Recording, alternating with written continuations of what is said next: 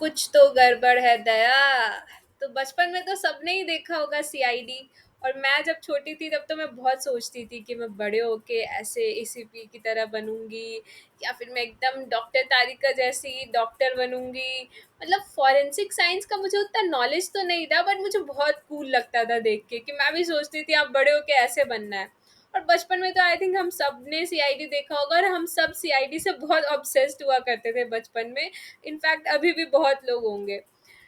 तो आज मैं तुम लोगों को बहुत ही प्रेस्टिजियस एग्जामिनेशन के बारे में बता रही हूँ, और सबको इस एग्ज़ाम के बारे में जानना बहुत ज़रूरी है, क्योंकि कंपटीशन बहुत बढ़ गया है। इनफैक्ट अब आईआईटी में भी बहुत एप्लीकेंट्स हो गए हैं, और कंपटीशन बढ़ गया है, हर जगह कंपटीशन बढ़ गया है। बट मैंने देखा है कि ये जो फील्ड है और ये जो यूनिवर्सिटी है एनएफएसयू, तो इसमें अभी भी कंपटीशन कम है, और कारण ये है कि लोगों को पता नहीं है। आईआईटी के बारे में तब भी थोड़ा अवेयरनेस आ गया है, बट इसके बारे में मैंने देखा है कि नहीं आया है। और मैं इसलिए बता रही हूँ क्योंकि मैं पिछले साल से यूट्यूब चैनल अपना चला रही हूँ। तो कुछ बच्चे ऐसे थे जिनका आईआईटी में काफ़ी हाई रैंक आया था, लाइक 50,000 60,000 ऐसे रैंक आ रहा है, और उनका इस कॉलेज में सिलेक्शन हो गया था। और ये मैं अपनी आंखों से देख के बता रही हूँ, क्योंकि एक मेरा रिलेटिव भी है जिसका हो गया था, तो मुझे पता है। तो क्यों? क्योंकि लोगों को इस एग्ज़ामिनेशन के बारे में पता ही नहीं है, इसलिए यहाँ पे कॉम्पिटिशन कम है। तो इसलिए अब मैं इस एरिया में कॉम्पिटिशन बढ़ाने का थोड़ा सोच रही हूँ। सो आई डोंट नो तुम लोगों को पता है या नहीं एनएफएसयू के बारे में। So NFSU stands for national forensic science university, और ये बहुत ही फेमस यूनिवर्सिटी है फॉरेंसिक साइंस के लिए। और जैसा कि तुम देख सकते हो, टोटल 10 कॉलेजेस होते हैं, जिसमें से कि 9 इंडिया में होते हैं। और कहाँ कहाँ होते हैं? गुजरात, दिल्ली, गोवा, त्रिपुरा, भोपाल, पुणे, गुवाहाटी, मणिपुर, धारवाड़, अच्छा ये मुंबई होगा शायद, और युगांडा। सो ये बस एक युगांडा तुम्हारा इंटरनेशनल कैंपस हो गया, बाकी सब हमारे इंडिया में है। और एनएफएसयू का इसलिए भी मुझे याद आया क्योंकि मेरे कॉलेज के थोड़ा ही मतलब हल्का सा चल के एकदम बगल में ये कॉलेज है एनएफएसयू का। यहाँ बगल में निफ्ट है, फिर एनएफएसयू है। तो अब इतना मतलब कंपटीशन बढ़ रहा है, तो आई थिंक फेयर कंपटीशन होना चाहिए। सबको एग्जामिनेशन के बारे में पता तो कम से कम होना ही चाहिए। तुम जाओ ना जाओ वो तुम्हारी मर्जी है, बट पता होना चाहिए। तो ये है एनएफएसयू, और इससे तुम ऐसे ही बनते हो डॉक्टर सालुके जैसे। सो याद है ना डॉक्टर सालुके? तो यही बनते हैं। पर बने कैसे डॉक्टर सालुके? कि NFSU national forensic science university में जाए कैसे? ये 10 कैंपस तो है, बट इसमें एडमिशन कैसे लें? तो उसका आंसर है एनएफएटी, नेशनल फॉरेंसिक एडमिशन टेस्ट। ये एग्जामिनेशन का नाम है। 100 मार्क्स का एग्जामिनेशन होता है टोटल। और वही राइट आंसर के लिए तुम्हें +1 मिलता है, और रॉन्ग आंसर के लिए -0.25 होता है।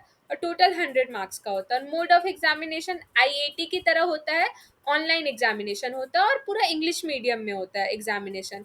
और ऑनलाइन मतलब ये नहीं कि घर बैठे तुम लैपटॉप पे दे रहे हो, नहीं, सेंटर मिलेगा तुम्हें, जैसे आईआईटी में मिलता है सेंटर। तो सेंटर पे जाओ, तुम्हारा सिटिंग अरेंजमेंट होगा, और वहाँ पे तुम्हें एग्जामिनेशन देना रहेगा। तो टफ अभी तक तो नहीं है, चिल करो, क्योंकि उतना अवेयरनेस नहीं है। अगर तुम ठीक ठाक पढ़े हो ना आईआईटी के लिए, नीट के लिए, या कोई भी एग्जामिनेशन के लिए, तो तुम्हारा हो जाएगा। मैंने अभी जस्ट तुम्हें कंपैरिजन करके बताया। तो उतना टफ नहीं है ये, पढ़ोगे तो हो जाएगा। अगर क्योंकि कुछ बच्चे ऐसे होते हैं जिनका कि मोटो होता है कि हमें कॉलेज चाहिए, हम ड्रॉप ले लेके थक चुके हैं, तो उनके लिए एनएफएसयू आई थिंक तुम्हें देखना चाहिए इस बारे में। और बहुत ही अच्छा फील्ड है, बहुत ही अच्छा एक्सपोजर है। जिस चीज़ के लिए बना उस चीज़ में एक्सपर्ट है ये कॉलेज। तो इसमें कुछ कोर्सेज है जो मैं तुम्हें बता रही हूँ। BSc MSc in forensic sciences, ये 5 साल का कोर्स है। पर सेमेस्टर तुम्हारा 65,000 के करीब फीस होता है। एलिजिबिलिटी तुम देख लो, पीसीबी, पीसीएम या पीसीएमबी तुम हो सकते हो। और इस कोर्स के लिए BSc MSc in forensic science के लिए 60% फॉर जनरल ओबीसी ईडब्ल्यूएस होता है। 55% फॉर एससी एसटी पीडब्ल्यूडी होता है क्लास 12th में। सिलेबस देख लो, पीसीबी है 11th एंड 12th का, किसके लिए? बीएससी एमएससी फॉरेंसिक साइंस के लिए। दूसरा कोर्स देख लो, BTech MTech in cyber security, 5 साल का है। तो 50% सीट्स इसका जेई मेन से फिल होगा, 50% बाई एनएफएटी जो एग्जाम अभी मैंने बताया उससे फिल होगा। सिलेबस 80% पीसीएम जो जेई मेंस का पेपर पैटर्न होता है वैसा आएगा, और 20% रीजनिंग, जीके, इंग्लिश, ये आएगा तुम्हारा। थर्ड कोर्स है BA MA इन क्रिमिनोलॉजी। तो ये भी 5 ईयर्स का होता है। 10+2 तुम्हारा किसी भी सब्जेक्ट में होना चाहिए, बट 60% तुम्हारा जनरल OBC EWS का होना चाहिए मिनिमम, और 55% SC ST PWD का होना चाहिए। और सिलेबस इसका वही है, 100 MCQ, 100 मार्क्स का।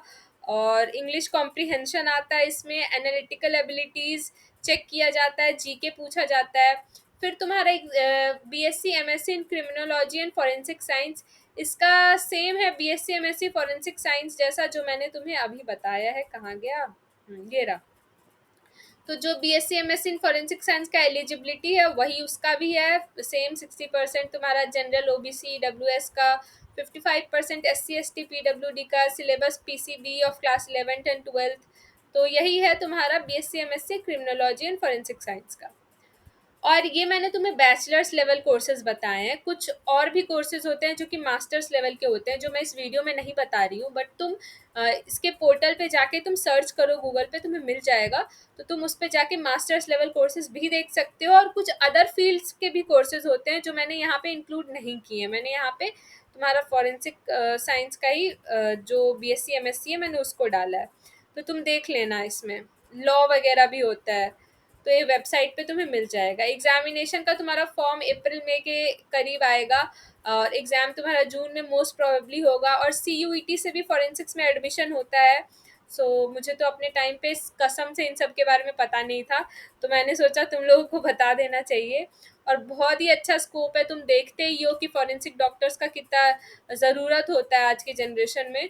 तो डायरेक्ट गवर्नमेंट जॉब्स तुम्हारे लगते हैं, प्राइवेट कंपनीज में भी अगर तुम्हारा मन है तो तुम जॉब कर सकते हो। यही है NFSU के बारे में। और एक और एग्ज़ाम होता है AIFSAT, all India forensic science entrance test. तो जिसको भी फॉरेंसिक साइंस में एडमिशन हो वो इसके बारे में भी सर्च कर सकते हैं। जनरली तुम्हारा NFSU बहुत फेमस है फॉरेंसिक्स के लिए। NFAT जो एग्ज़ाम है ये तुम्हें देना ही चाहिए, इसका काफ़ी रिस्पेक्ट होता है और प्रेस्टिजियस है। तो मैंने तुम्हें इसके बारे में बता दिया। आई होप दैट तुम्हें ये वीडियो इन्फॉर्मेटिव लगा हो और तुम्हारा भला हो जाए इस वीडियो से। I hope so if yes you can like comment and share. चलो बाय। डॉक्टर सालुका की तरफ से भी बाय।